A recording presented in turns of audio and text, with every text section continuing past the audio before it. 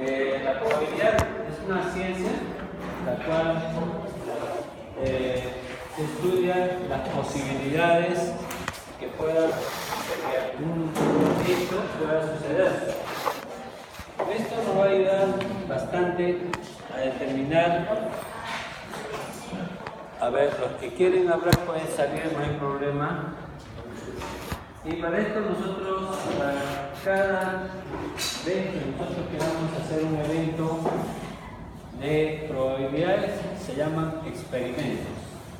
Entonces nosotros podemos experimentar n veces y podemos determinar cuánto es posible o no es posible que se produzca un efecto que nosotros queremos que sea deseado o no deseado. Para estos experimentos, cada vez que nosotros hagamos, por ejemplo, al tirar un dado, cada vez que se tira el dado es un experimento. Entonces, nosotros podemos dividir los experimentos en determinativos y aleatorios. Determinativos también llamados exactos, los cuales se caracterizan porque cada vez que se realizan en condiciones similares producen un mismo resultado, ¿no? En cambio, cuando son aleatorios, nosotros no sabemos qué es lo que va a ocurrir. Nosotros, por ejemplo, al tirar una moneda, al tirar un dado, no sabemos exactamente qué es lo que va a pasar. Entonces, es cualquier acción o proceso que no se tiene certeza del resultado final. Puede repetirse un número limitado de veces bajo las mismas condiciones y es posible conocer por adelantado todos los posibles resultados a que se pueda dar origen. No puede predecirse con exactitud un resultado. No es como tratar de predecir terremotos. Nosotros sabemos, estamos en una zona sísmica y todo lo demás, pero nadie puede decir mañana o tal día, a tal hora va a haber un terremoto. Es porque esto es aleatorio, ¿no? O sea, el movimiento que hay de las placas de Nazca van a depender bastante del tipo de movimientos que puedan haber. Pero nosotros no podemos predecir, igual que si va a llover en el verano, tampoco, más o menos por el acercamiento de la corriente del Niño podemos decir que puede haber un verano más cálido o menos cálido, pero no podemos determinar hasta cuánto va a llegar la temperatura, igual que en el invierno, ¿no? Si se acerca más la corriente del Humboldt, no podemos decir vamos a tener 0 grados porque no sabemos. Además, nunca se ha presentado en nuestro país temperaturas menores a 11 grados.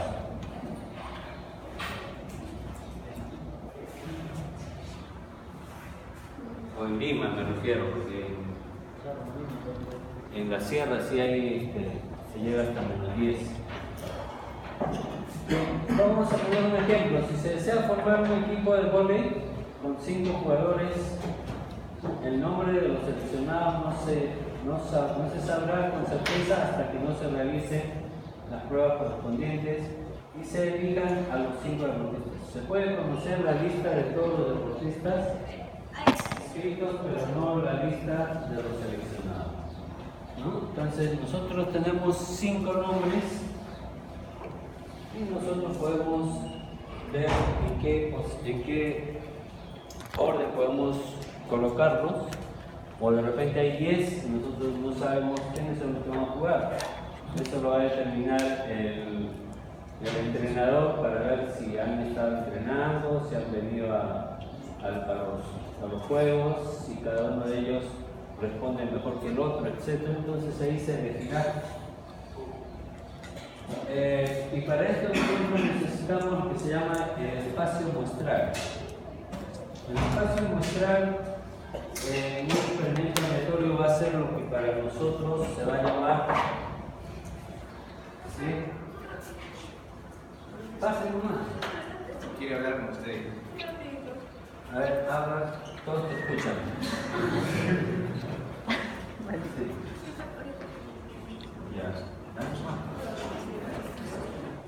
Ya, cuando vengas en el otro grupo hay que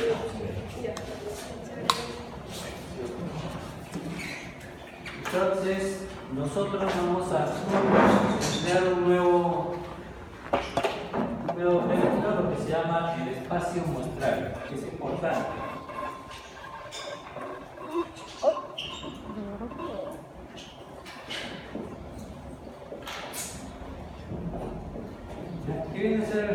muestral es el conjunto de todos los datos para los posibles resultados al realizar un evento o un experimento. Si yo tiro una moneda, ¿cuál va a ser mi espacio muestral? Hay cara o sello, no hay más. O sea, el espacio muestral, adelante, por ejemplo, de una moneda es o cara o sello. No hay otra.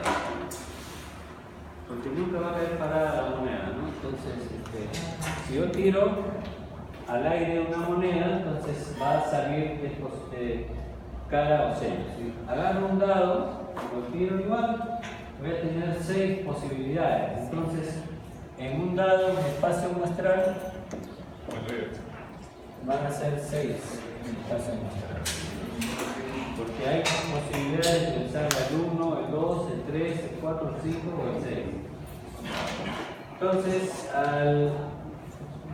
al tener estos datos, nosotros podemos determinar que el espacio muestral son todas las posibilidades que yo tengo de que me salga un evento en el momento de hacer el experimento.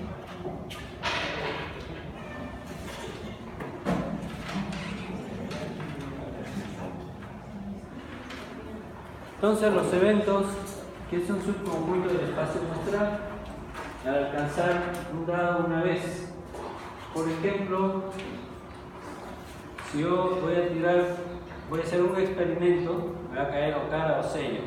Entonces voy a anotar, me cayó en el primero, cara, en la segunda vez que yo tiro, me cae, puede ser sello o puede ser cara, ¿no? Y voy anotando todos los espacios muestrales que pueda tener y los eventos en cada uno de los casos. También podemos ver nosotros al tirar los dados, ¿no? Si yo digo que los dados, el espacio muestral es 6, si yo quiero obtener los números pares, ¿cuáles van a ser las posibilidades? ¿Cuáles son los pares? El 2, el 4 y el 6. Significa que tengo 3 números posibles de 6. Esto significa que tengo un tercio, ¿cierto? ¿O no? Sí. 1, 2, 3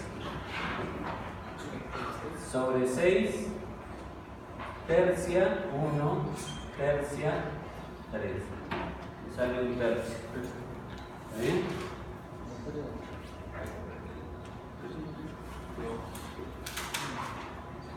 Siempre hay que recordar que las probabilidades son números que nos van a dar de 0 a 1. Nunca podemos obtener una probabilidad mayor a 1. ¿Sí? ¿Están seguros? Un poquito.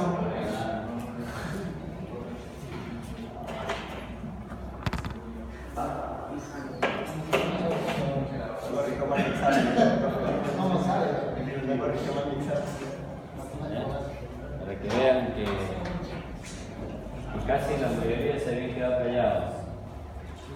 El papá de un bebé próximo a nacer quiere que su hijo se llame Juan, Camilo o Felipe. Y la mamá, por su parte, pretende que se llame Andrés o Pablo. Para que ambos queden felices, deciden combinar los nombres propuestos considerando que el primer nombre llega el del papá y el segundo el de la mamá.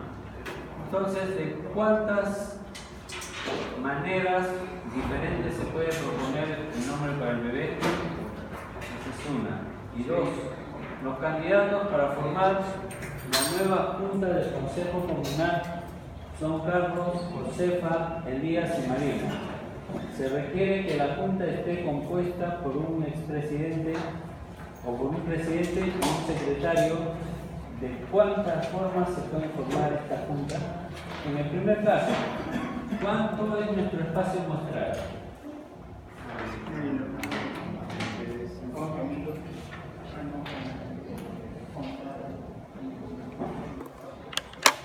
Sí. Ya, vamos a ver. Es Juan, Camilo Felipe. y Felipe. Dice que debe ser en primer lugar estos nombres, ¿no es cierto? Y el de la mamá va a ser el segundo nombre, que se puede llamar Andrés o Pablo. Entonces, las posibilidades pueden ser Juan, Andrés, uno, y Juan, Pablo. La segunda es Carlos, Andrés y Carlos, Pablo. La otra es Felipe, Andrés y Felipe, Pablo. Entonces tengo que hay 6 posibilidades de que tengan lugar. Y si yo digo que no interesa el orden, puede ser la mamá o el papá, podemos combinarlos un poco más, ¿no? A ver, vamos a ver. Bueno, ahí se puede hacer análisis combinando. ¿Sí? Se puede hacer. Porque ahí se puede dar más datos. Sí. Por eso estoy poniendo primero el del papá. Para ver. Y esas son las únicas posibles combinaciones. El espacio mostrar serán todas las combinaciones que se puedan armar con los 3 nombres que se propone el papá y los 2 que propone la mamá.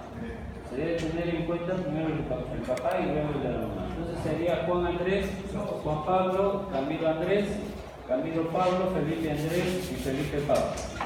Entonces son 6 nuestro espacio muestral.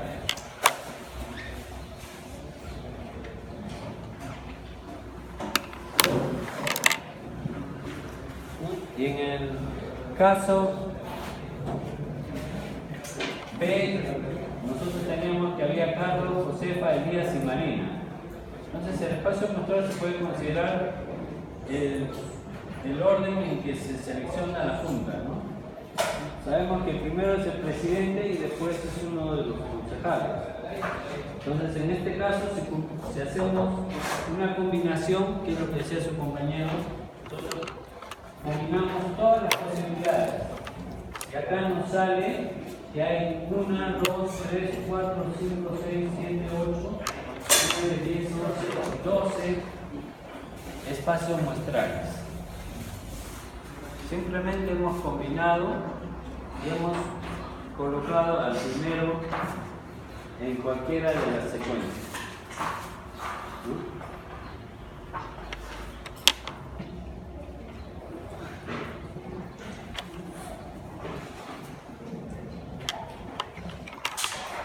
Estos ejercicios los vamos a resolver después, están en su guía.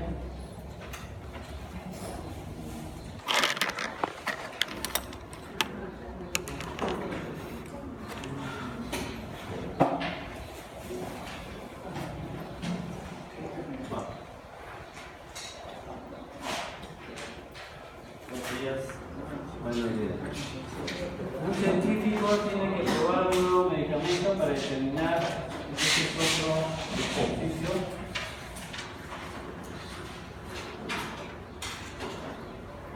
Y después lo vamos a ver también, ¿no?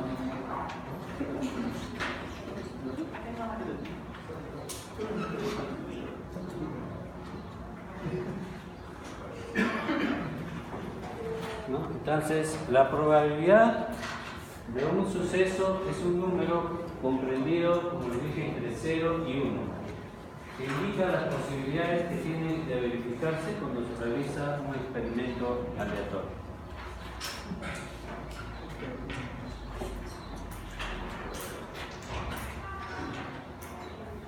Existen los experimentos deterministas, que son los experimentos que podemos predecir el resultado antes de que se realice. Si dejamos caer una piedra desde una ventana, sabemos sin lugar a dudas que la piedra bajará. Y si la arrojamos hacia arriba, sabemos que va a subir y luego va a bajar. Porque ahí está primando la ley de la gravedad.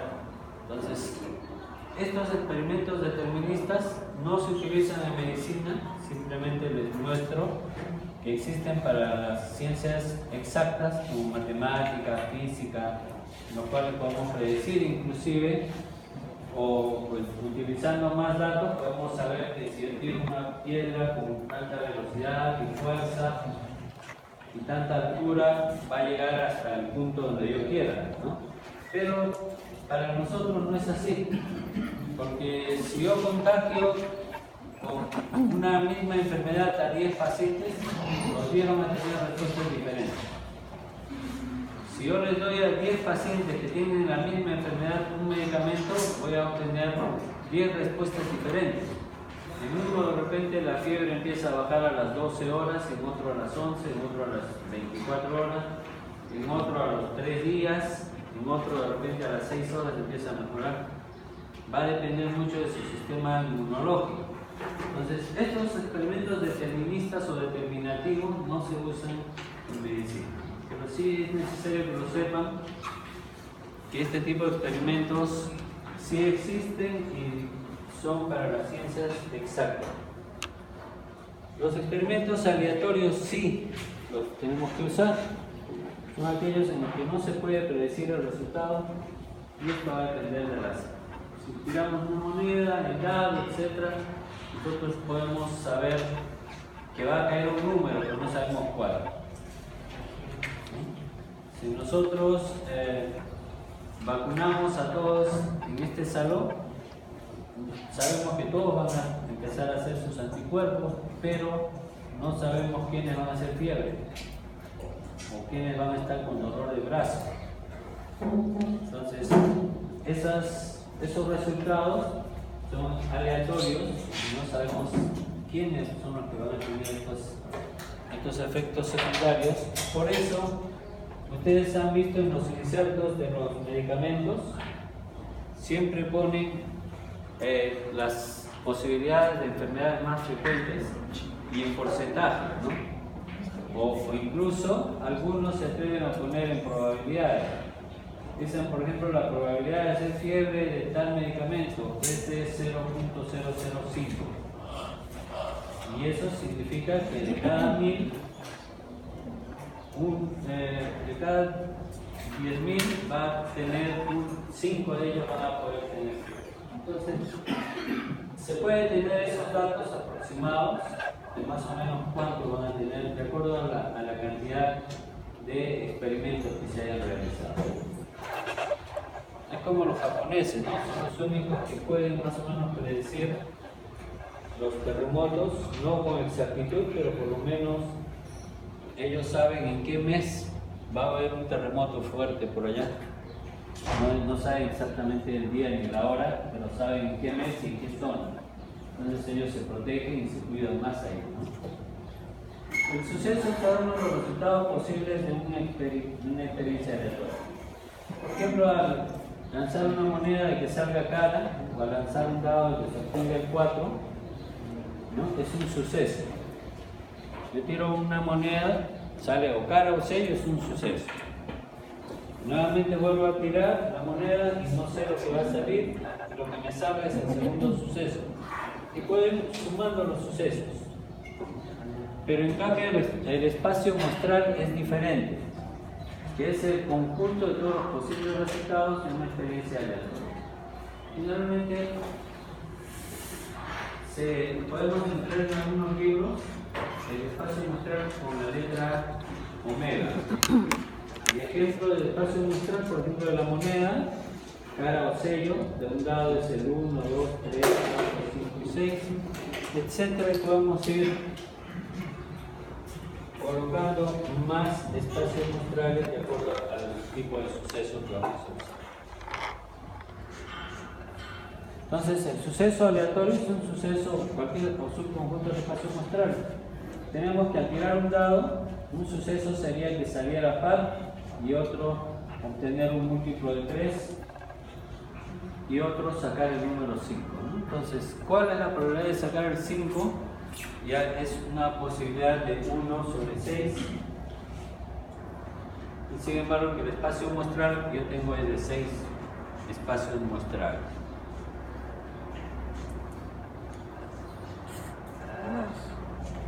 Bien, vamos a ver un ejemplo completo sobre espacio y probabilidad o suceso. El espacio muestral, ¿cuál va a ser? Yo tengo una bolsa que contiene bolas blancas y negras. No me dicen cuánto porque no es necesario saber. Pueden haber 10 o pueden haber 100. No es importante. Entonces tengo bolas negras y tengo bolas blancas. Se extraen sucesivamente 3 bolas. Yo agarro, saco 3 bolas. ¿Cuáles van a ser? ¿Cuál va a ser mi espacio muestral? Primero, yo voy a determinar que tengo la posibilidad de que me salga blanco, blanco, blanco. Blanco, blanco, negro, blanco, negro, blanco, negro, blanco, blanco, blanco, negro, negro, etc. Entonces yo tengo 1, 2, 3, 4, 5, 8 espacios muestrales. No hay otra combinación posible, ustedes encuentran otra. Todas están ahí. Yo saco la primera, la segunda y la tercera. Y este es mi espacio muestral. Entonces, yo puedo preguntar en un suceso, si yo saco 3 monedas o 3 bolas, ¿cuál es la posibilidad de que me salgan las 3 blancas? Es 1 sobre 8. ¿Cuál es la probabilidad de que me salgan 2 blancas y una negra? 2 blancas y una negra. Son 2, 3 sobre 8, ¿no es cierto? Entonces es fácil. Si yo primero voy a hacer mi espacio muestral, yo voy a obtener fácilmente todas las probabilidades o posibilidades de obtener cualquier suceso de probabilidad en este caso. Yo puedo decir cuál es la probabilidad de que todas me salgan negras. Entonces es 1 sobre 8. Y puedo darle varias preguntas sobre esto. Lo importante es ubicar el espacio muestral. ¿Ya? Entonces, esto es lo que quiero que quede de esta clase. Que ustedes ubiquen el espacio muestral. De acá pueden venir varias preguntas para el examen, porque esto es lo más importante acá, determinar el espacio muestral. Cuando ustedes hagan su tesis, tienen que tratar de ubicar cuál va a ser su espacio muestral. Si no lo saben hacer, entonces ahí viene el problema. En cambio acá les vamos, con este sistema, es mucho más fácil de poder iniciar un trabajo con ustedes.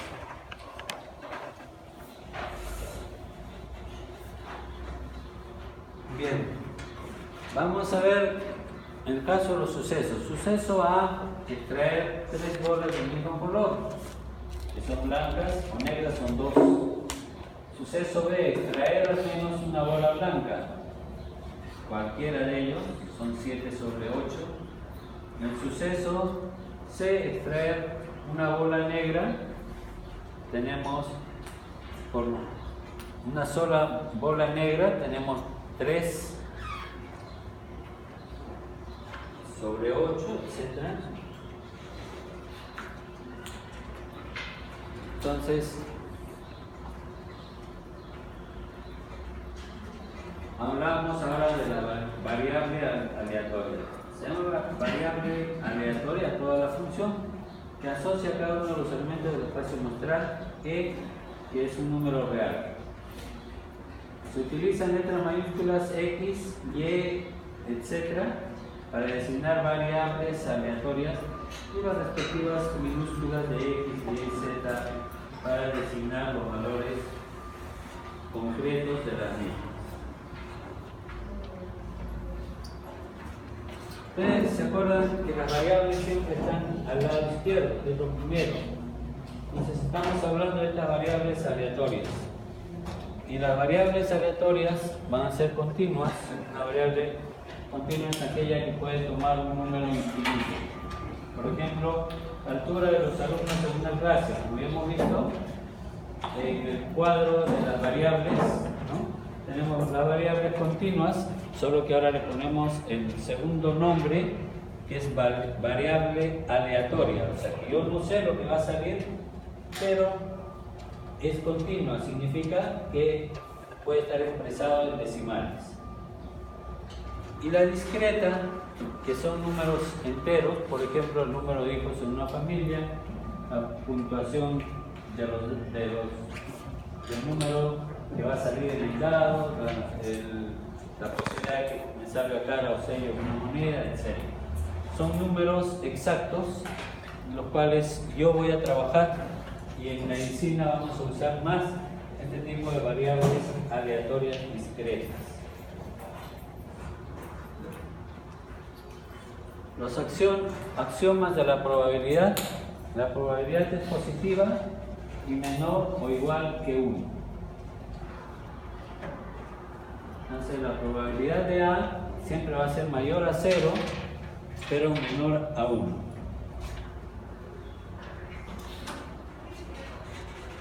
Luego tenemos que la probabilidad de la A unión B va a ser igual a la probabilidad de A más la probabilidad de B.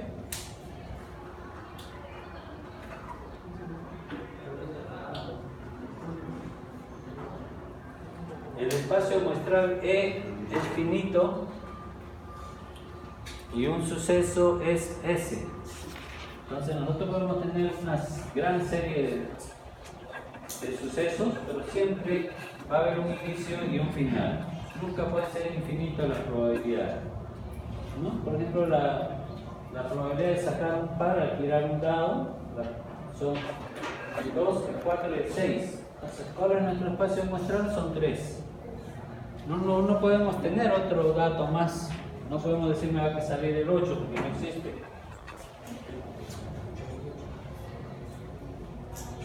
Bien, hasta acá hemos visto lo que es probabilidad simple y vamos a ver ahora la regla de Laplace. La regla de Laplace es una regla en la cual nosotros vamos a utilizar o a realizar experimentos siempre aleatorios con probabilidad de que suceda un evento al hacer un experimento. Entonces nosotros cada vez que tiremos un dado o tiremos una moneda, vamos a tener un número de casos posibles. O sea, si yo tengo una moneda, ¿cuáles van a ser los casos posibles? Que me caiga cara o sello. Pero si es un solo suceso, el número de casos favorables que yo voy a obtener. Si yo quiero cara, ¿cuál va a ser mi posibilidad? Cara va a ser 1 y el espacio muestral es 2. Entonces, usemos este número de casos posibles como nuestro espacio muestral. Y el número de casos favorables son todos los experimentos que nosotros vamos a hacer.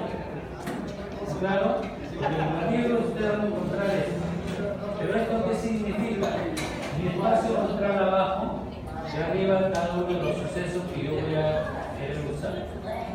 El suceso de tirar un dado es la posibilidad de que me caiga cualquiera de los números del espacio muestral.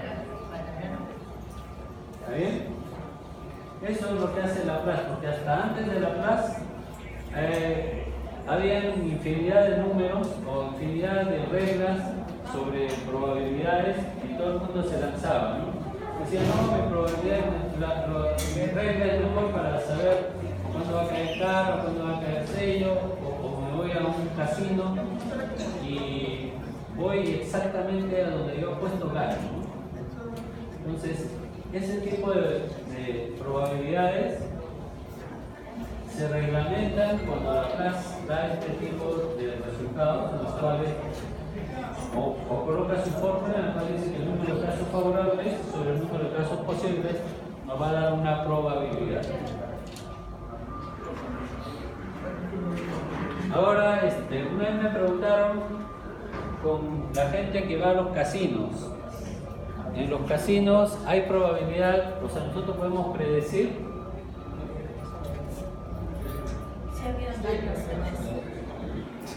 Claro, o sea, no existe como probabilidad. Siempre se ha metido en la cabeza de la gente que hay la probabilidad de obtener el resultado exacto. que pasa es que ellos lo que hacen es, primero estudian. Por ejemplo, en las cartas, saben que hay 52 cartas, 50 cartas, depende del tipo de mazo. Entonces ellos van contando todos los números que van saliendo y cuáles van quedando. Entonces hay más posibilidades con menor cantidad de números que van quedando y al final mentalmente han eliminado todo lo que ha ido saliendo y saben qué números probablemente salgan. Entonces su espacio muestral es más pequeño. Y con un espacio muestral más pequeño es probable que puedas saber qué número va a salir, ¿no? Entonces, esa es la forma en que ellos estudian este tipo de ejercicios para poder determinar si es que van a ganar o van a perder, ya sea en los naipes o en la ruleta, ¿no? La ruleta igual tiene un movimiento circular y de acuerdo a las veces que vaya dando vueltas, ellos calculan más o menos a dónde va a caer después de la vuelta 10. Pero tiene que tener una velocidad de la vista, ¿no? En el momento que sueltan, ven dónde está, en qué número y más o menos dónde se encuentra. Y van a saber de ahí, por la gravedad, cómo solito va jalando a la pelotita y van a obtener por lo menos un número cercano al que habían pensado, ¿no? Entonces, allá la probabilidad de que al azar dos monedas al aire salgan dos caras. Entonces, ¿cuáles son las posibilidades? O sea, acá por si acaso, no vayan cuando dice la probabilidad de que al lanzar dos monedas al aire salgan dos caras. O sea, yo pongo 1 sobre 2 más 1 sobre 2. Esto está mal. Muchas veces encontramos en algunos libros que incluso hablan de esto. Y 1 sobre 2 más 1 sobre 2 es igual a 1. Pero ¿qué es lo que tenemos que hacer nosotros? Como le dije primero, esto, el espacio muestral. Entonces, ¿cuál va a ser mi espacio muestral? Si yo tiro dos monedas a la vez o una por una, la probabilidad de que me salga en una es cara y en la otra es sello. ¿Está bien? En la otra moneda me puede salir cara, me puede salir cara, o me puede salir sello, sello y cara, y en la segunda cara o sello. Entonces tengo 4 espacios muestrales. 1, 2, 3, 4. Acá es sello, sello, cara, cara y sello, cara. ¿No? Son 4 posibilidades. Entonces mi espacio muestral es 4. Cara sello, por favor. Y la posibilidad Cara sello. sello, cara, cara, sello. No, Tienes razón. Cara, sello. Entonces mi espacio muestral es 4. Entonces, ¿cuál es la probabilidad de que me salgan al aire, que me salgan dos caras? 2 sobre 4 es igual a 1 medio. ¿O no? No. A ver. Es el caso favorable sobre el espacio muestral, sobre el 4. ¿Cómo es eso? Es una posibilidad, o sea, está la posibilidad 1 sobre 4. Así es. Por eso. ¿Por qué puse 2? Porque cuando se dice cara no significa que es esta cara y esta cara. Solamente me está pidiendo que los dos salgan cara. Entonces tenemos esto y esto no nos sirve, sería 1 sobre 4.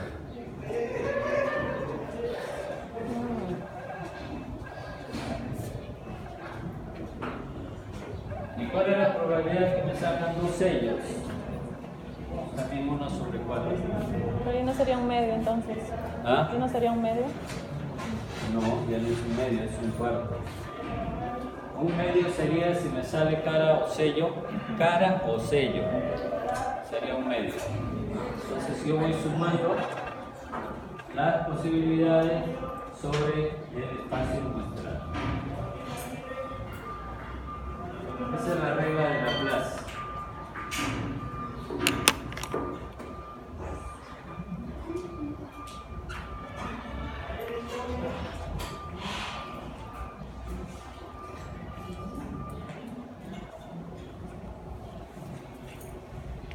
Bien,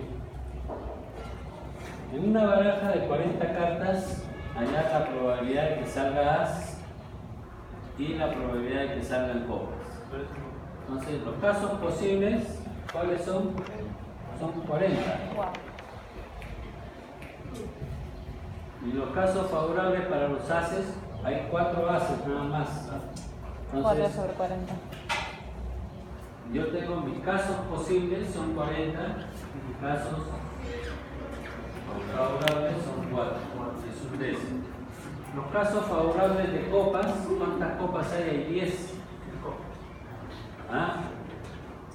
Entonces son 10 sobre 40 igual a un 4. Entonces, siempre en este tipo de cartas, lo que hay que determinar es el espacio muestral. A veces nos pueden... ¿Cómo? Las copas hay diferentes tipos de naipes, ¿no? Hay cartas con tréboles, otros con copas, con espadas, con soles. Hay como 10 tipos de cartas diferentes. En todo caso, eso lo podemos reemplazar de repente por tréboles, que son más conocidos, o por oros, o cualquiera de estas imágenes que tengan.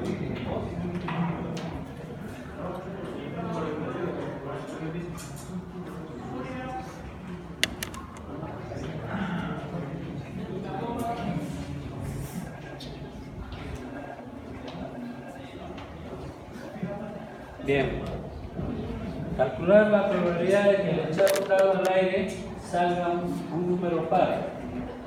En los números en espacio muestral son 6 y los casos favorables son el 2, el 4 y el 6, son 3 sobre 6 igual a un medio, como habíamos visto hace un rato. Un número múltiplo de 3, tenemos que hay el 3 y el 6 sobre el espacio muestral, que es el 6.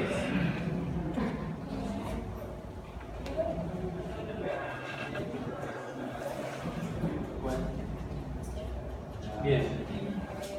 También vamos a ver un poco de lo que es combinatoria,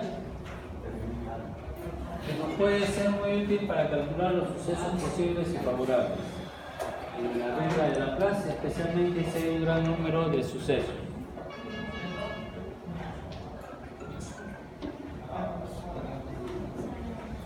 Bien, un grupo de 10 personas se sienta en un banco. ¿Cuál es la probabilidad de que 2 personas fijadas de antemano se sienten juntas?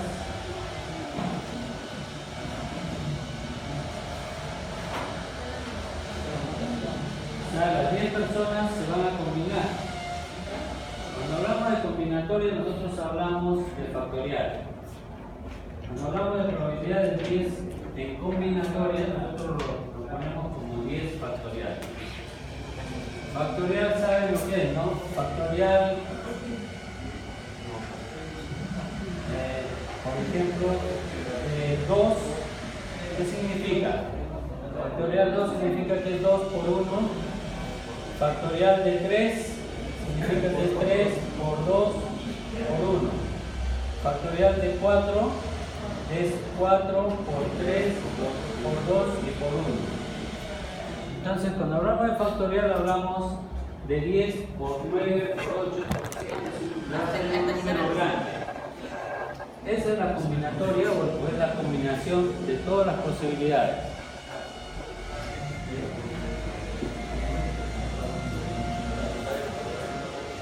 Pero no se asusten, si nosotros tenemos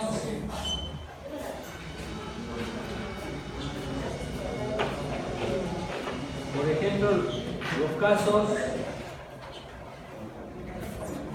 posibles y los casos favorables. Yo tengo acá, vamos a ver este caso. Si consideramos dos personas que se sientan juntas como una sola persona, habrá 9 factorial. Pero pueden estar en las dos formas posibles, a la izquierda uno y a la derecha otro. Por tanto, se tiene que existe una posibilidad de 2 con factorial de 9, que son los casos posibles.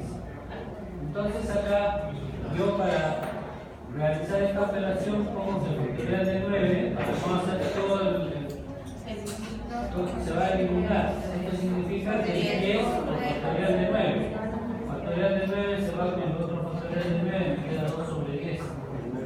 Es igual a 1 sobre 5. Entonces, cuando hablamos de factoriales, y en este caso estamos viendo los casos posibles sobre los casos favorables, sobre los casos posibles, nosotros podemos tener que acá de repente nos sale 3 por factorial de 9, ¿no? Y acá al tener de repente factorial de 11, nosotros podemos ir viendo que esto puede ser 3 por 9 factorial y esto es 11 por 10 por 9 factorial. Esto se elimina y puede ser 3 sobre 11 por 10, ¿no? Sobre 110. O sea, es la forma de cómo trabajar factoriales.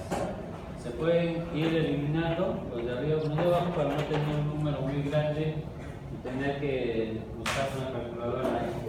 Y a veces no se puede tener toda la cantidad de datos.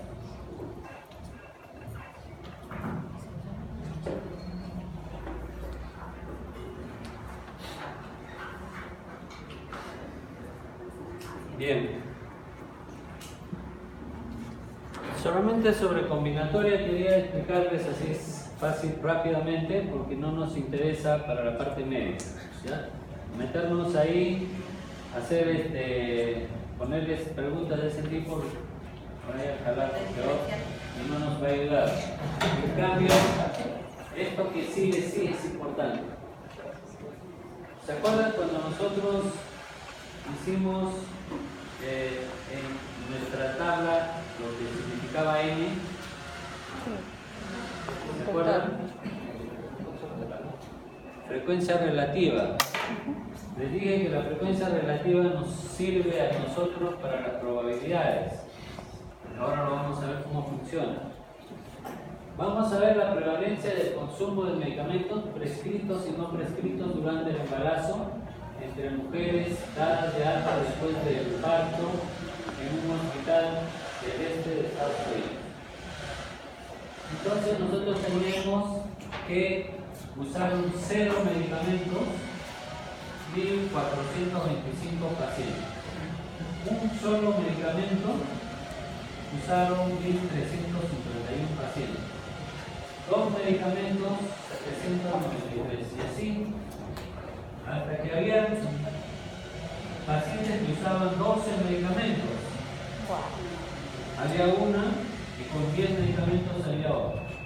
Entonces acá sumamos la cantidad de pacientes que hay, de acuerdo a la cantidad del número de medicamentos que han consumido, y tenemos 4.185 pacientes.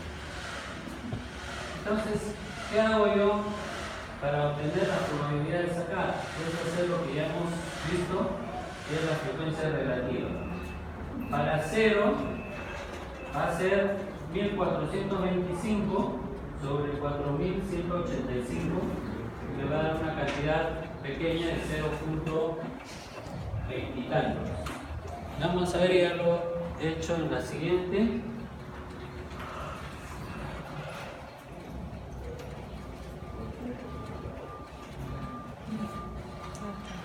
Entonces, 4.100 y tantos entre 1.000 me sale 0.3405.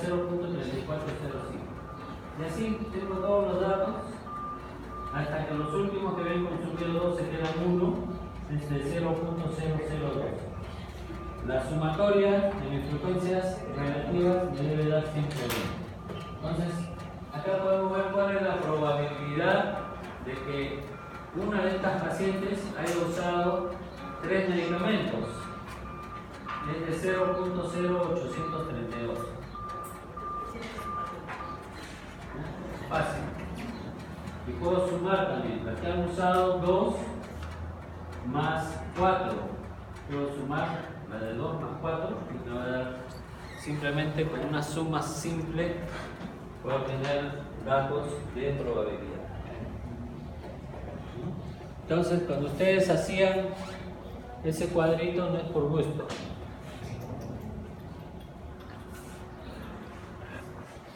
Se pretende conseguir la distribución de probabilidad de la variable discreta X, donde X es el número de medicamentos prescritos y no prescritos consumidos por individuos estudiados. Solución para los valores de X son X de 0 hasta 10 y hasta 12 que han consumido medicamentos. Se calculan las probabilidades de estos valores dividiendo sus respectivas frecuencias entre 4185. ¿No? Entonces, acá simplemente les estoy explicando lo mismo que ya hemos explicado cuando hemos hecho las frecuencias relativas.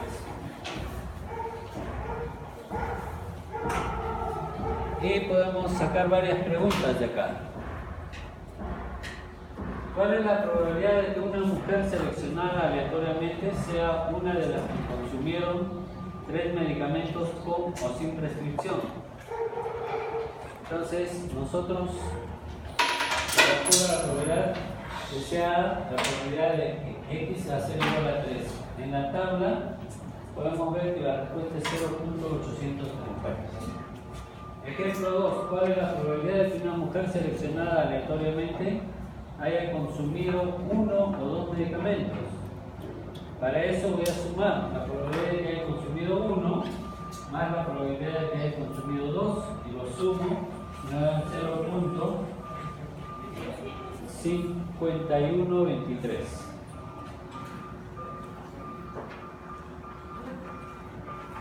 ¿Se acuerdan de que la probabilidad de A unión B, de 1 unión 2, o A unión B, era la probabilidad de 1 más la probabilidad de 2? Acá se cumple esa regla, donde la probabilidad de la unión de A unión B va a ser igual a la probabilidad de A más la probabilidad de B.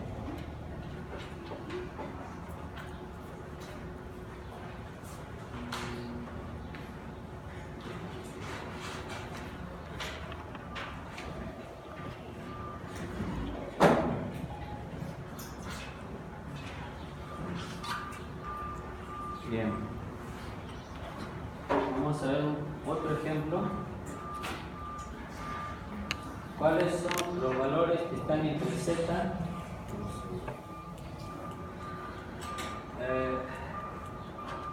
Ustedes en la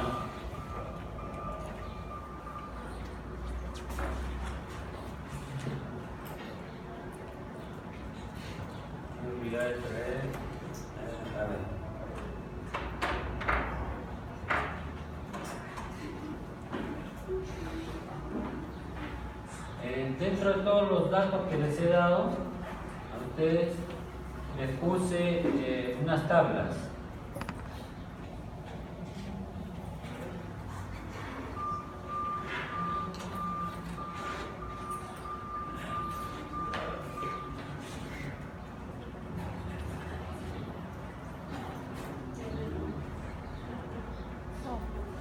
Esta es la tabla que vamos a utilizar, es la tabla normal. Bien, a ver, ¿qué significa la tabla normal? Nosotros habíamos visto esta campana de Gauss y sabemos que la media aritmética está en el centro aproximadamente. En cambio, las desviaciones estándar y los valores de error van a estar siempre hacia el lado derecho externo y van a ir acercándose hacia el infinito. Entonces, ya han hecho una serie de estudios Me han determinado que la tabla normal de z es igual a x menos la media aritmética, o esta, la media aritmética, sobre la desviación estándar.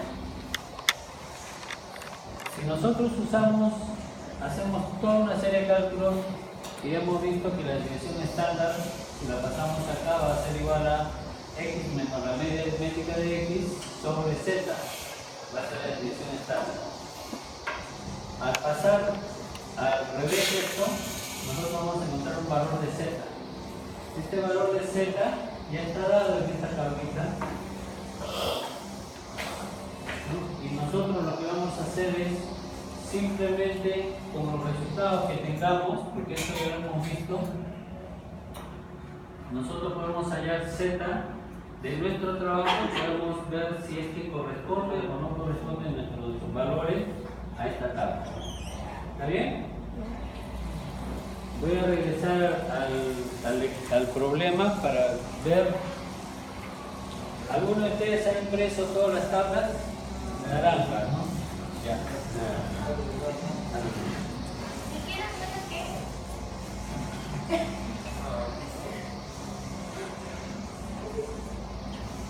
Bien. Entonces, lo que vamos a hacer nosotros es el área que se muestra en la figura para obtener el área a la derecha es de 2.71.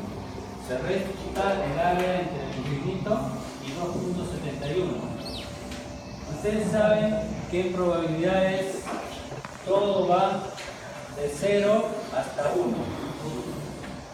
No puedo encontrar valores mayores a 1 ni menores de 0, pero sí puedo encontrar valores negativos en 0. ¿Ya? O sea, no menores de 0, pero sí valores negativos porque están al otro lado. O sea, si encuentro acá positivo, puedo encontrar también negativo. Por lo tanto, la probabilidad de z de 2.71 va a ser igual a 1.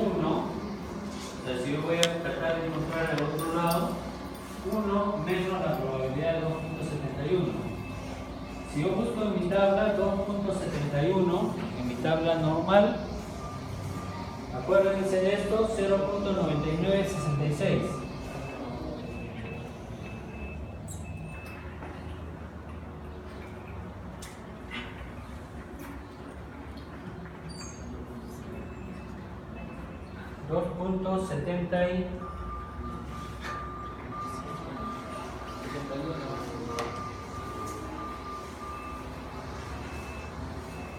Ya.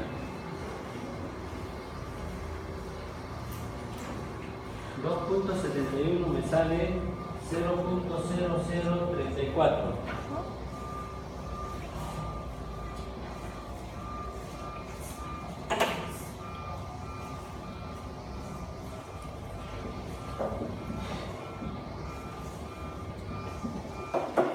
Si yo pongo 1 menos 0.0034, ¿esto qué es igual? 0.9966. La próxima nos va a tener una tabla donde están los positivos y negativos y es más fácil encontrar esto con esa tabla, ¿ya? Y acá está solo de un lado. Yo tengo una tabla en la cual encontramos los dos lados. Entonces acá me sale 0.966. 0.966 y restando a 1 me sale 0.034.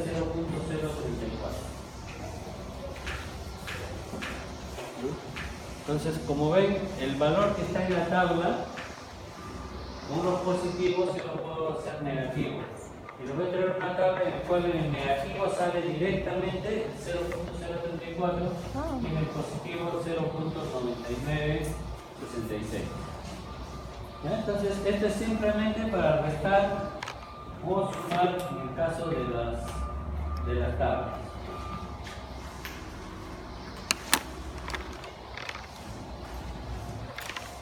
¿Pero puede volver a explicar? No entendí nada. No has entendido nada. Ya. Sí, pero yo sé lo que está hablando son los valores de confianza entre Ya. Primero hay que ver nosotros nuestra tabla. En la tabla, como les vuelvo a repetir,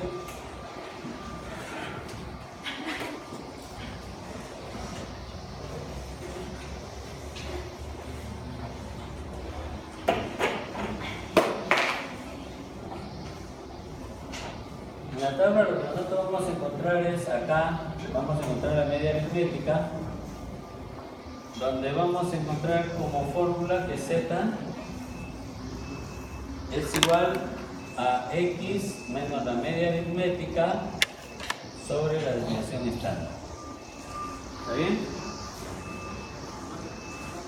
Por lo tanto, si yo tengo estos datos en mi cuadro, yo puedo obtener un dato que va a ser igual a z.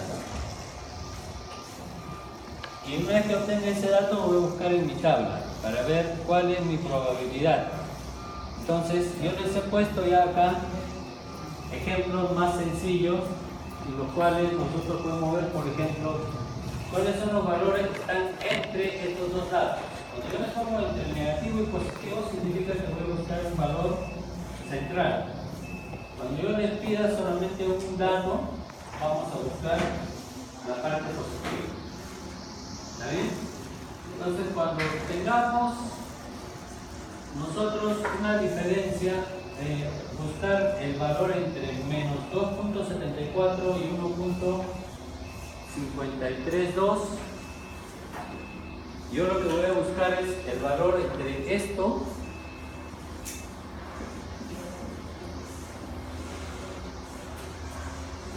que es 2.72 y 74 y 1.53, ¿no? 1.53, 2.74. Al revés, menos 1.53 y 2.74.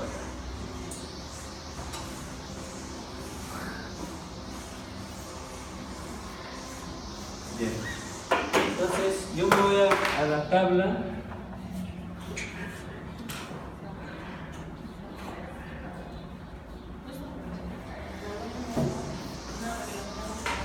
Bien. 1.53. ¿Dónde está? Abajo, abajo. 1.53.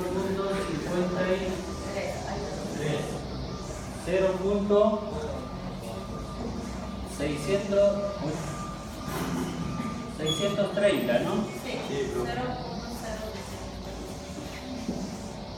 Doctor, pero no es algo, es menos 2.74. A ver, voy a...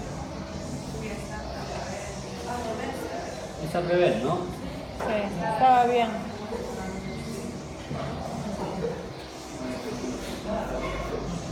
Ya, menos 2.74. Menos 2.74 y 1.53. Ajá, afuera.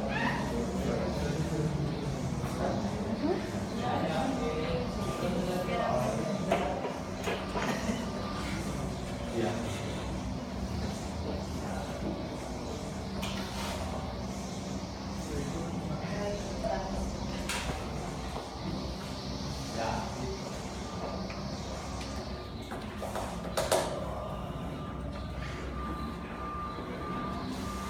Entonces, ya tengo de 1.53. 2.74, ¿cuánto me sale? 0.0041. A ver, me dictan 0.031. Otro 0.031 y en el otro es 0.063, ¿no es cierto? Ya. Entonces acá yo tengo el negativo, que es 0.31, lo dejo como negativo ahí. Y el otro número lo transformo en un número positivo, que significa 1 menos 0.0630. ¿Cuánto sería? 0.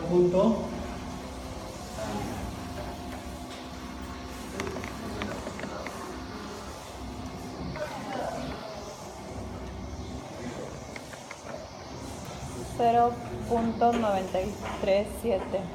0.937. 937. Entonces yo tengo este número que es 0.937. Voy a restarle a 0.0031. Y ese es el resultado que yo debería tener.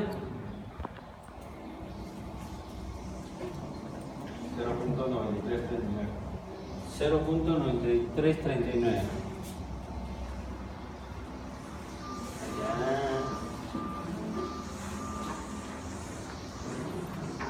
Les voy a traer en la siguiente clase la tabla donde están los positivos y los negativos, para que busquemos de frente, para no estar haciendo esto de restar y obtener el número positivo. Tenemos el positivo y el negativo y directamente lo restamos. ¿Ya? Entonces, esto es fácil. La próxima vez antes de iniciar la siguiente clase, ya con la hojita que les voy a dar, vamos a hacer un par de prácticas más, porque esto es fácil y les puede ayudar para sacar 21 en el examen. Necesito saber la ¿Ya? Ahí en la tabla, en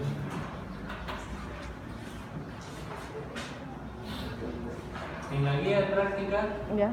hay varios casos de estos. ¿A partir de qué número, profesor?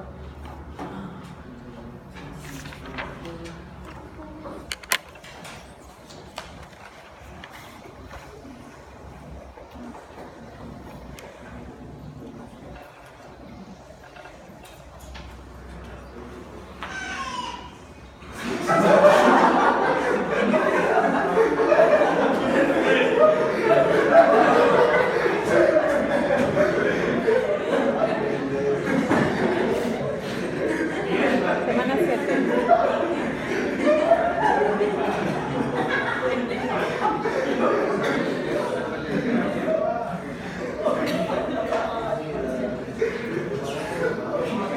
De la semana 7, ¿no, profesor?